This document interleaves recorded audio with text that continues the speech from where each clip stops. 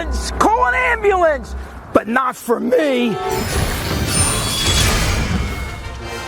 It's over! Ladies, gentlemen, and monsters of all ages, it's been a while since we've done a proper longsword build on this channel, and you've been asking for it. So, of course, today is the day. With the addition of the recent title update 2 to Monster Hunter Sunbreak, things have changed all over the place when it comes to equipment, both weapons and armor, and things that used to be the best have simply been overtaken, at least for the most part. At this point, I should make a point of saying that Element is still absolutely incredible for longsword, but today I wanted to focus specifically on raw longsword, as raw builds have had quite a nice big upgrade in this update that brings them back somewhat on par ahead of what they were before. As such, today I'll be showing you the best current raw longsword build that you can make. Also worth noting that I am not really a longsword main. A lot of these counter timings aren't ingrained within my brain properly, so I will make mistakes sometimes. But today isn't about teaching you how to play longsword, it's about showing you the build that will give you ridiculous damage when you play longsword. You're mine, so now you're own. So let's talk a bit about what's going on here then, starting off first with the weapon itself. When it comes to longswords, there wasn't really a perfect raw one before.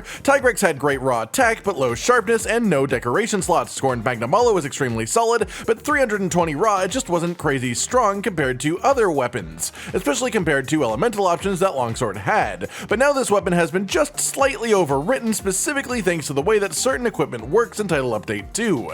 In particular, the weapon that we are using today is the Lucent Nargacuga Longsword. It has 10 more raw, but only a level 1 rampage decoration, though we can fix that with curio crafting to let us use the always important anti-species rampage decorations for a 5% damage bump all around. The augments that we use on the weapon are 1 rampage slot upgrade and 1 attack upgrade, which puts it at 335 raw, the same point that Scorned Magnamalo would be at, and so as far as pure raw goes, they are simply on par, but the way that the rest of this build functions is what makes this weapon better in the way that it is. It's also worth noting, if the monster that you're fighting is weak to fire element in pretty much any way, you should actually use the Flaming Espinasse Longsword, as it also has poison, it still reaches incredibly high raw, which is quite comparable, and it has a ton of fire on it too. It's just sort of crazy. As for your switch skills, you can use both scrolls with this build, and so you sort of want a healthy mix of everything. Sacred Sheath is still your strongest possible attack with this weapon, so you want that on one of your scrolls, but I recommend having Special Sheath on the other to help you use to build up your red gauge.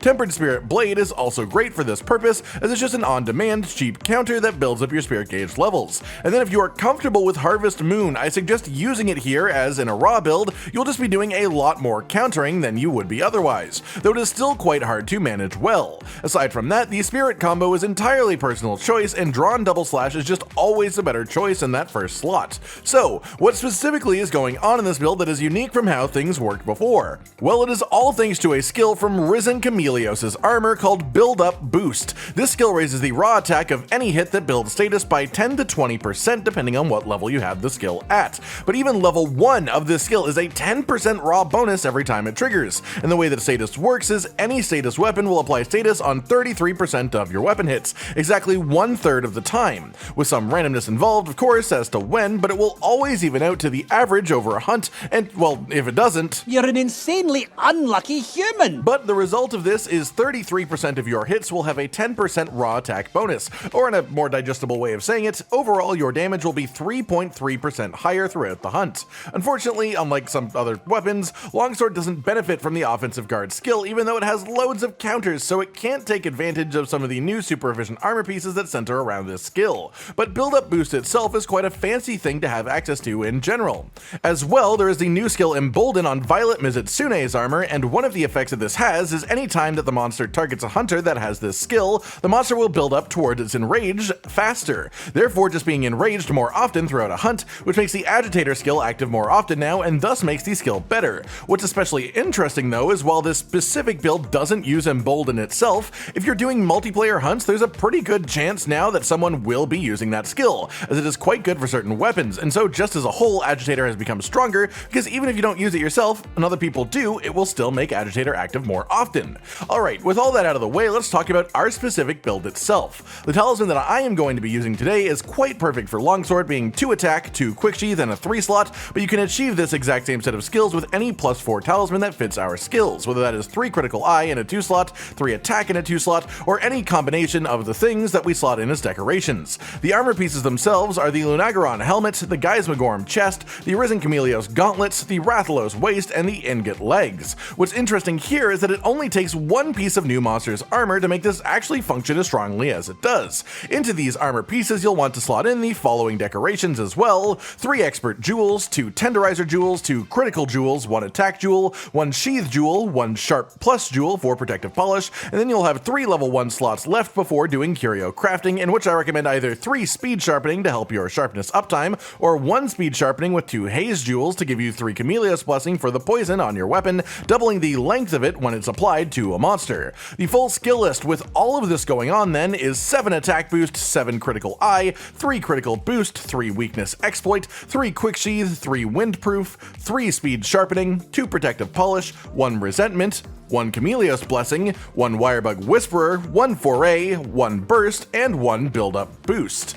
Note that the tiny little extra 1 rank of foray there, it's just a bonus from using build-up boost from the gloves anyways, but that is the main reason that we've gone with the Lucent Argakuga sword over the Scorned Magnamalo sword, as we can use it to poison the monster and then take advantage of this one tiny little rank of a skill that we've just had sneak in there. As for the curio crafting goals of the armor set itself to complete this, any agitator that you can get is great now and probably the best way to upgrade this build from this point. And other than that, you could finish off the remaining 2 ranks of foray for a nice boost in your damage in general during your poison uptime, finish off burst, as longsword does generally hit consistently enough to get good uptiming on the burst skill, or use it to get extra slots on your armor, or even, I don't know, maybe utility skills. Yes, this is a build showing you how to get the most absolute offense out of the weapon currently, but it never hurts to have some utility around, and I always believe that the curio crafting mechanic is a great place to work that into any build, really. So, not counting any curio crafting then, let's math this out to get our effective raw as a base build. The weapon itself with augments on it has 335 raw, plus 10 for attack boost, plus 10 for burst when at full strength, and then I won't be counting foray in the math because the poison uptime isn't incredibly high, but know that this is also plus 10 raw when it's active. So, 355 then from our additives, and then times 1.1 for attack boost, times 1.03 repeating for build-up boost, times 1.39 for our sharpness, and then we have 90% affinity with full crit boost, which is times 1.36 to our overall damage, for a final total effective raw of 762.8. This may sound a bit low compared to some other weapons, but that is because longsword gets a lot of in-hunt bonuses that others don't. For example, we are using 3 of our skill spaces on quick sheath in this build, which is unquantifiable as far as a numerical stat, but probably is just the most important thing in the game for longsword as a whole. And of course, our spirit level also increases our overall damage output with every rank that it goes up during the hunt, so you have to consider that too. This is the best that you can really do for a raw-based longsword build right now, and don't let the effective raw number deceive you. This thing can be quite beastly on hunts themselves, absolutely carving monsters up. Of course, never be afraid to slot in some utility to replace your damage skills if a monster is feeling a bit too tough. Damage is important, but surviving is far more important on any given hunt. I hope all of you longsword mains and even the newer longsword players have enjoyed this build, and I hope you'll try it out for yourself to feel its pure raw power. And I wish you all the best with your hunts in Title Update 2 of Sunbreak and beyond. Look forward, of course, to even more builds on this channel, especially as we start to branch out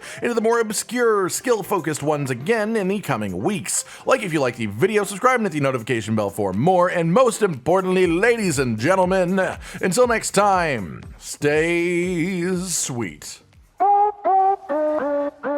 Josh, Cotton, and Hollow with the videos, dropping the humor like a hammer on your tippy toes, bringing entertainment on a daily arrangement to take our insanity and turn it into entertainment. Yes, I said entertainment twice, to reiterate that it is nice to look into your faces on a mostly daily basis when you let us in your homes to make the whole world a stage. Goodbye.